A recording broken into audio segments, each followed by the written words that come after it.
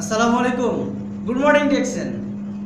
আমি Mohammad Faisal Khan, Mirpur, Dhaka, Bangladesh. Mirpur stock point পরিচালনা করি।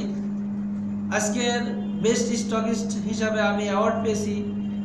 কেন আমি এই অ্যাওয়ার্ডটা পেলাম, তার পিছনে আসলে কারণটা কি, আমি কিভাবে এটা অর্জন করেছি, এটা অ্যাচিভ করেছি, আসলে যদি আমরা এটা বলতে যাই, সেক্ষেত্রে দেখা যায় যে স্পেশালি আমরা জানি যে ডিএক্সএন কোম্পানি একটা কনজিউমার বেস কোম্পানি। এখানে আমাদের যে সমস্ত প্রোডাক্ট আছে, নিত্য প্রয়োজনীয় প্রোডাক্ট, টুথপেস্ট, সাবান, shampoo, face wash, day cream, night cream, lot of product, যেগুলি আমরা নিত্য প্রয়োজনীয়ভাবে ব্যবহার করে থাকি।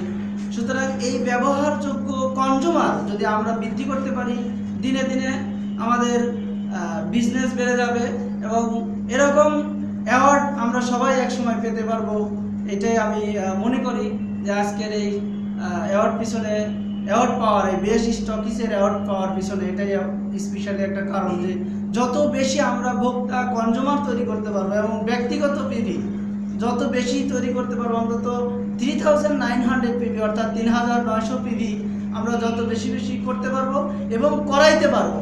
এভাবে আমরা যদি ইউজিং, শেয়ারিং, ডুপ্লিকেটিং আমরা সবসময় শুনে থাকি বা আমরা বলে থাকি, বিভিন্ন সেমিনার, সিম্পোজিয়ামে আমরা বলি বা বিভিন্ন ইন্টারন্যাশনাল স্পিকারদের মাধ্যমে আমরা এগুলো শুনে থাকি।